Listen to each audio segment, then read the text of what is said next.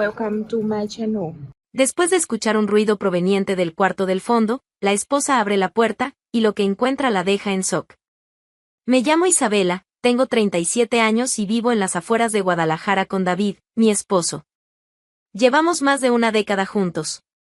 Él es contador, trabaja en una oficina de tamaño medio en el centro, y se enorgullece de ser ese tipo de hombre confiable, de los que nadie sospecha nada.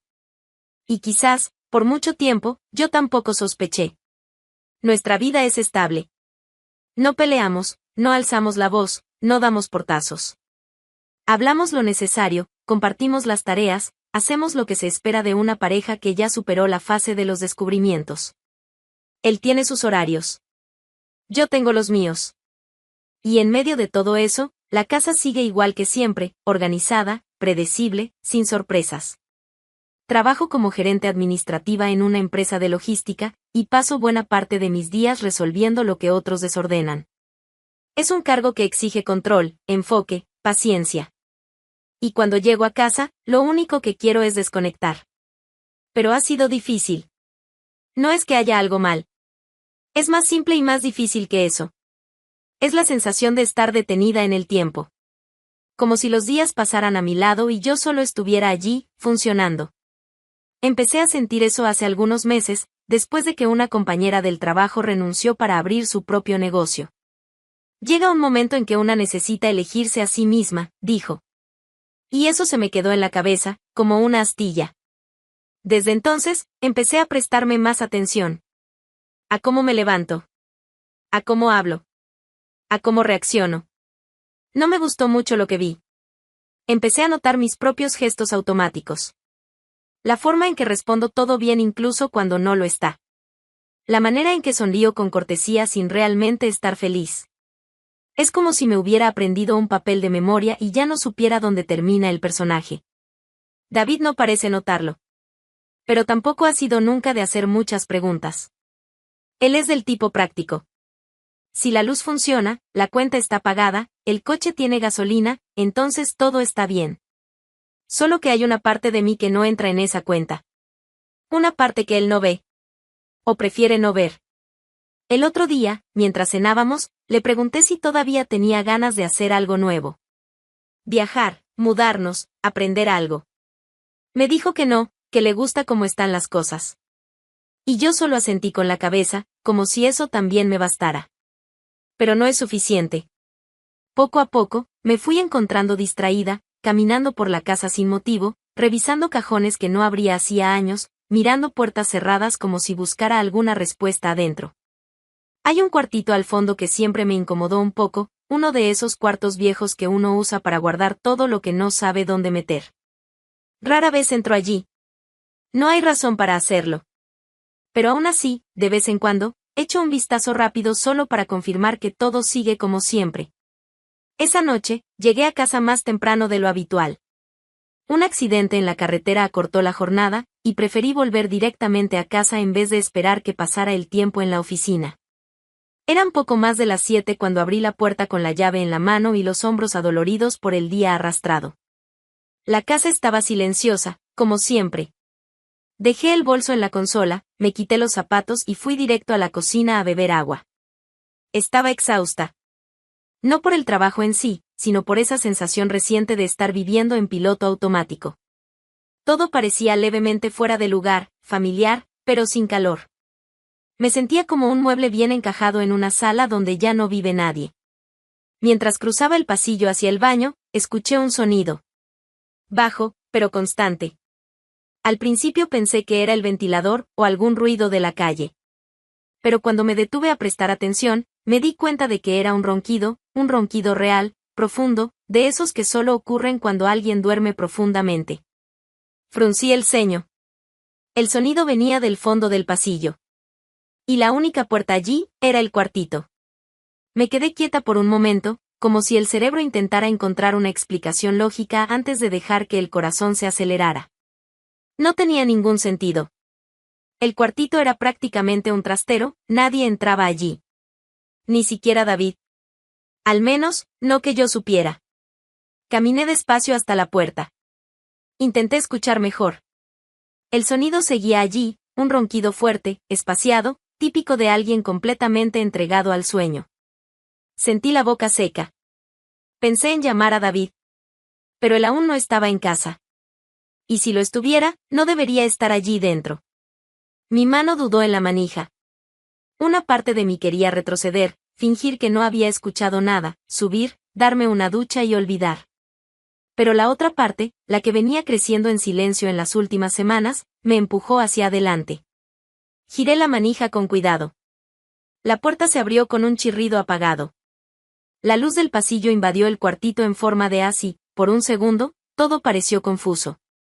Vi cajas apiladas, una alfombra vieja en el suelo y, en la esquina, una estructura improvisada con cobijas. Y allí, encogida entre cojines y un colchón gastado, estaba una mujer. Se despertó asustada al oír la puerta abrirse. Se incorporó de golpe, con los ojos muy abiertos, e instintivamente se cubrió el cuerpo con una manta. ¿Quién eres tú?, pregunté, tragando en seco, con el corazón desbocado. Ella parpadeó varias veces, aún medio adormilada, y respondió con una voz quebrada. Y Camila. El nombre no me decía nada. Nunca había oído hablar de ella. Nunca había visto ese rostro. Joven, quizás de unos 20 años. Cabello recogido de cualquier manera, ojos hinchados de sueño, o de llanto. ¿Qué haces aquí? Mi voz salió más firme de lo que esperaba. Camila se encogió aún más. Yo, no quería asustarte. ¿Vives aquí? Ella dudó. Luego soltó un sollozo. No debería estar aquí. Pero, no tengo a dónde ir. El aire se volvió denso, aunque nadie dijera nada más. Ella me miró con los ojos llenos de lágrimas. Entonces empezó a hablar. Bajo, entre pausas y nudos en la garganta. Y cada palabra suya fue como un ladrillo cayéndome encima. Dijo que llevaba semanas allí. Que David la dejaba salir solo cuando yo no estaba. Que comía a escondidas en la cocina, usaba el baño del lavadero, y se escondía siempre que escuchaba mis pasos. Que él le prometió ayudarla. Que le dijo que todo se iba a arreglar. Que le pidió que esperara, solo un poco más, solo hasta resolver lo que tenía con su esposa. Conmigo. Sentí que las piernas me fallaban. Apoyé la mano en la pared para no caer allí mismo. ¿Él te trajo aquí?, pregunté, tratando de mantener la voz bajo control. Ella asintió. Me dijo que me amaba. Que estaba atrapado en un matrimonio frío. Que tú eras distante, que ya no te importaba. Que solo necesitaba tiempo. Guardé silencio un momento. No había espacio para gritar. Ni para llorar. Solo quería entender. ¿Y por qué lo aceptaste? Porque le creí. Camila hablaba con una voz suave, derrotada. No parecía provocadora. No parecía orgullosa. Solo, rota. Miré alrededor del cuartito. Era un espacio pequeño, sofocante. Nada allí era digno de acoger a nadie. Un lugar improvisado, escondido, sucio de negligencia. Una cueva hecha para enterrar la vergüenza. Y fue en ese momento que todo cambió. No se trataba solo de una traición. Se trataba de haber sido ignorada. Borrada. Ridiculizada. Él me hacía creer que todo estaba bien, mientras escondía a otra mujer dentro de mi propia casa. Como si yo fuera ciega. Como si fuera estúpida. La garganta se me cerró. El corazón, ese sí, parecía querer salirse por la boca. David llegó a las 9 de la noche. Abrió la puerta. Yo estaba de pie en medio de la sala, esperándolo. Llegó con su postura de siempre, camisa ligeramente arrugada, rostro cansado, sin apuro.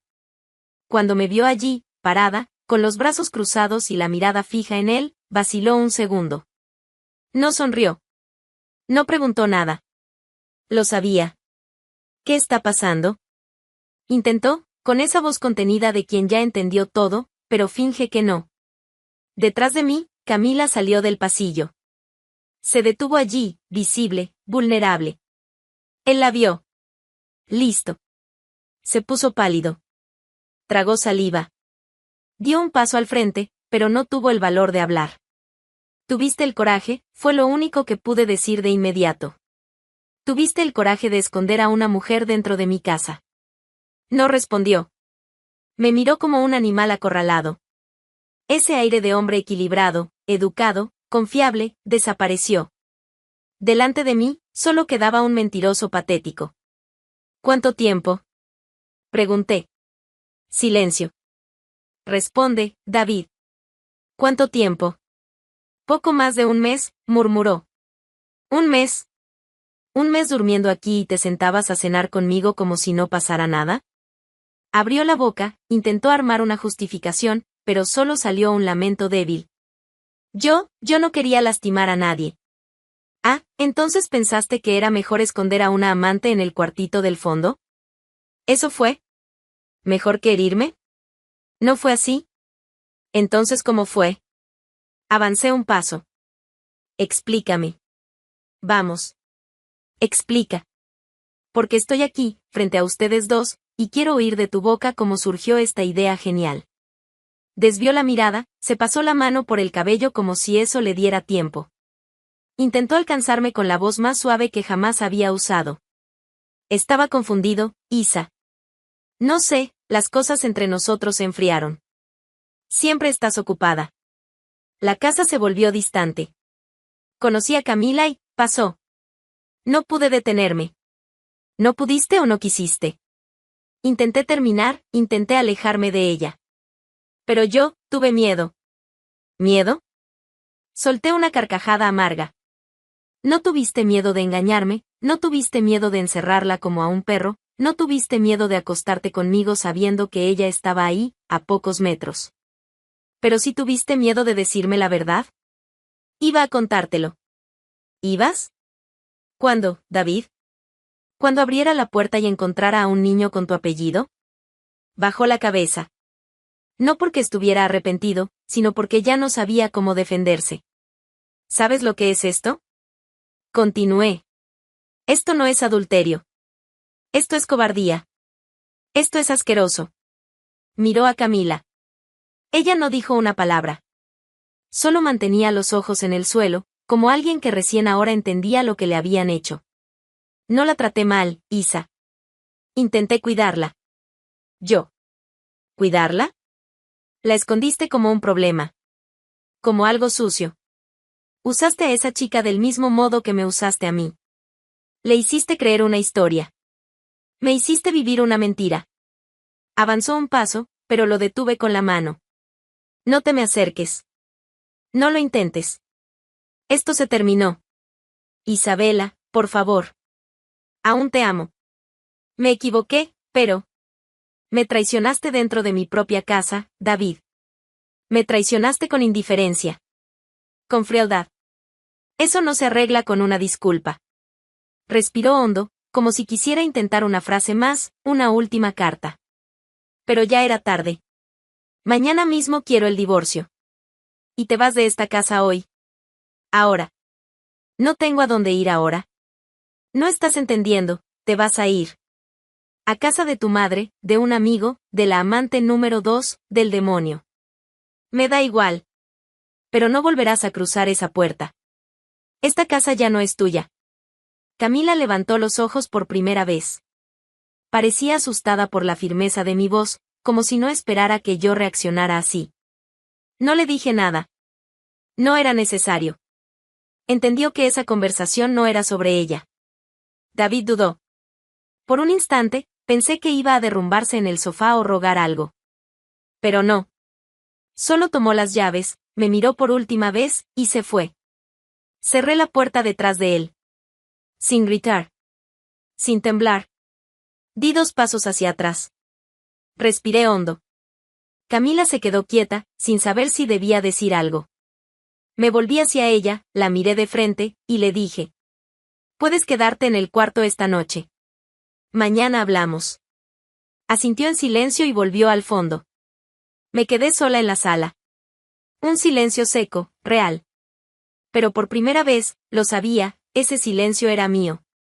Camila estaba en la sala cuando bajé, sentada en el sofá con una mochila pequeña a sus pies. Ya no lloraba, pero tampoco mostraba nada. Solo me miró como quien espera el veredicto de un juez. ¿Él te mandó algún mensaje? Pregunté, yendo directo a la cocina. No. mejor. Preparé café, serví una taza para mí y otra para ella, sin preguntar. La aceptó en silencio. El amargo del líquido pareció molestarle, pero no se quejó. Nos quedamos así por unos minutos. Dos desconocidas que compartieron el mismo techo sin saberlo. La tensión seguía ahí, viva, flotando entre palabras que no salían. Pero ahora era diferente. Ya no había un hombre entre nosotras. ¿Hasta cuándo vas a quedarte aquí?, pregunté. Ella se encogió en el sofá. No lo sé. No te vas a quedar. Camila asintió, aceptando demasiado rápido, como si estuviera lista para ser echada en cualquier momento. ¿Puedo tomar un autobús? Sí.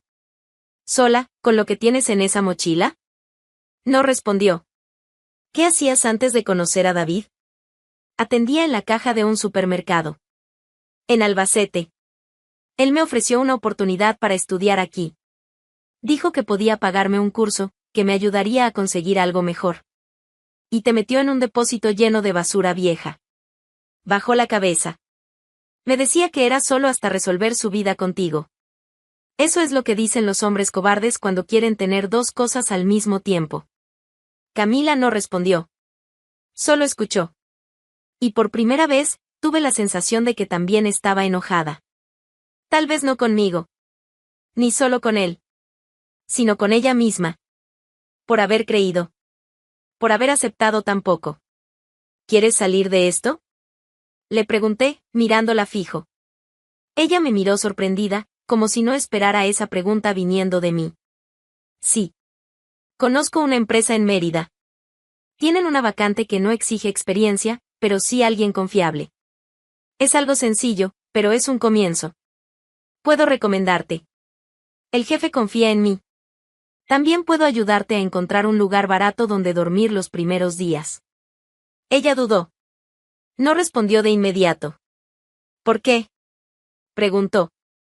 Después de todo, ¿por qué me ayudarías? Porque lo que él te hizo fue tan sucio como lo que me hizo a mí. Te usó para sentirse vivo, para llenar su propio vacío. Y tú lo permitiste porque querías creer en algo. Yo lo entiendo. Camila guardó silencio por un largo rato. Luego soltó un gracias casi sin voz. No me lo agradezcas. Solo haz lo correcto ahora. Sal de esto con dignidad. No te metas en otro agujero solo porque el suelo parece firme. Ella asintió, con más firmeza esta vez. Tomé mi celular y le mandé un mensaje a Javier, gerente de la sucursal en Mérida. Respondió en pocos minutos, confirmando la vacante y pidiendo solo que ella empezara el próximo lunes. Arreglé con una compañera de allá el alquiler de un cuarto barato, con cama, baño y cerradura en la puerta. Algo básico, pero limpio. Por la tarde, llevé a Camila hasta la terminal de autobuses. Compramos el boleto. Ella pagó con lo poco que tenía. Yo ayudé con el resto. No fue mucho. Lo suficiente para que no se fuera como una fugitiva. No tienes que cargar con la vergüenza de todo lo que pasó, le dije mientras esperábamos el autobús. Pero necesitas entender qué tipo de personas nos hacen encogernos así. Ella asintió con un gesto mínimo. Y luego me miró, seria. Pensé que él era valiente. Que amar a alguien en secreto era una prueba de eso. Amar en secreto es solo cobardía con envoltorio bonito. Llegó el autobús. Ella se levantó y caminó hacia la puerta. Antes de subir, se volvió hacia mí una vez más. No tengo cómo devolverte esto, Isabela. No hace falta. Ve y construye algo. Solo eso. Ella subió al autobús. Y se fue. No como víctima. No como cómplice. Como alguien que, finalmente, obtuvo la oportunidad de caminar con sus propios pies. Volví a casa. Entré por el garaje, sin ceremonia, sin emoción. Solo otro día extraño en mi propia vida. La puerta del cuartito del fondo seguía abierta. Pasé por ahí sin prisa. Entré. Miré a mi alrededor. Las cajas, el colchón usado, las paredes sucias. El olor de ella todavía estaba ahí. El recuerdo de todo también. Pero por primera vez, no sentí rabia. Ni lástima. Sentí impulso. Cerré la puerta. Fui a la cocina. Abrí un cuaderno. Empecé a escribir lo que necesitaba cambiar. Y por primera vez desde que todo comenzó, entendí que no me habían dejado. Me habían liberado. Sola. No de ese modo que pesa en los hombros, sino en el tipo de soledad que deja espacio para respirar.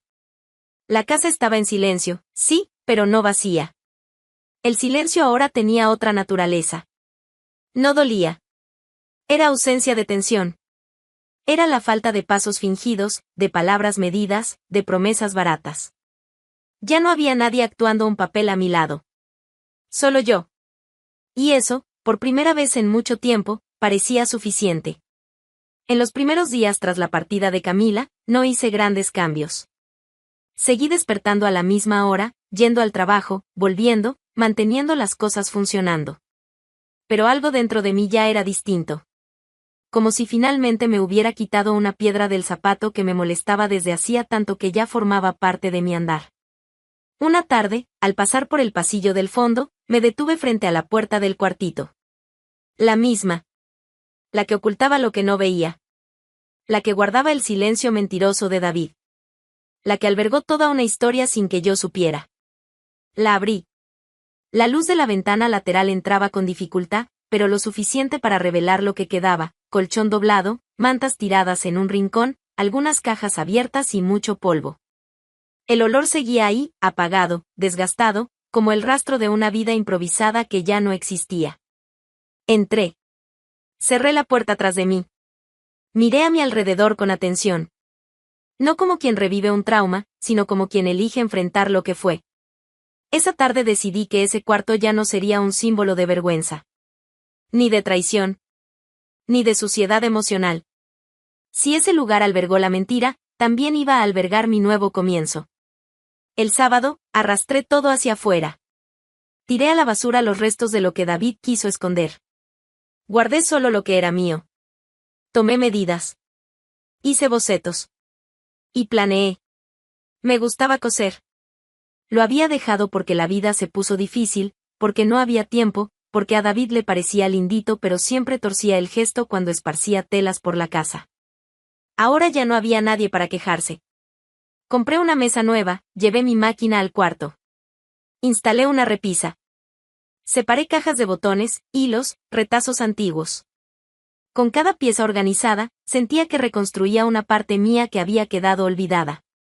Como si la Isabela que elegía estampados y probaba moldes estuviera volviendo, sin pedir permiso. Pinté la pared de blanco. No ese blanco de hospital, sino un tono limpio, fresco, que me daba sensación de renacer. Coloqué una lámpara articulada en la mesa. Dejé una silla cómoda.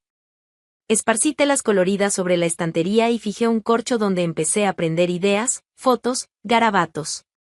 Ese espacio, el mismo que fue usado para engañarme, ahora tenía propósito. No como venganza, sino como reconstrucción. No sentí rabia mientras lo hacía. Ni tristeza. Sentí determinación. Los días pasaron rápido.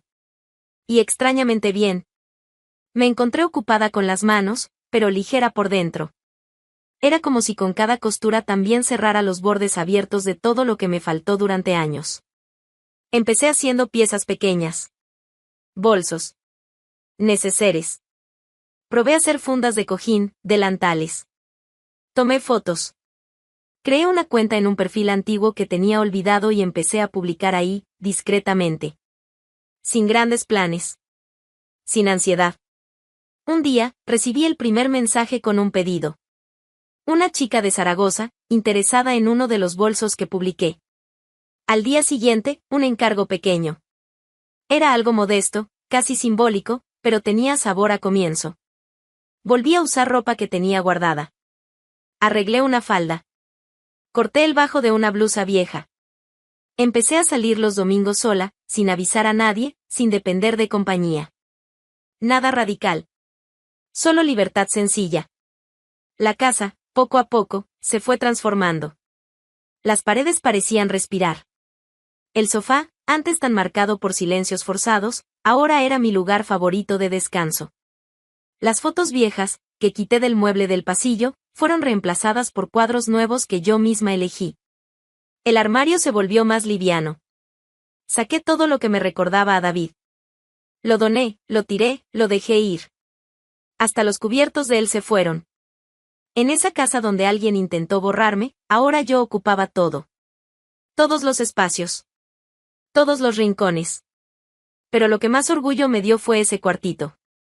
Mi estudio. Ya no cargaba el olor de ella. Ni la sombra de él. Cargaba el sonido de la máquina encendida. El clic de las tijeras. El trazo del lápiz sobre la tela. Y, sobre todo, cargaba el sonido de mi decisión de quedarme. Yo elegí quedarme. Pero no para mantener lo que era antes. Me quedé para transformar. David no volvió a aparecer. No llamó. No buscó. Tampoco se atrevió a impugnar el divorcio. Dejó que todo lo resolvieran los abogados, firmó donde le indicaron y desapareció. Supe por terceros que está viviendo con su madre, trabajando en la misma oficina, sin ningún cambio en la vida más allá de la humillación discreta que ahora lo rodea. Gente como él no cambia. Solo se esconde mejor.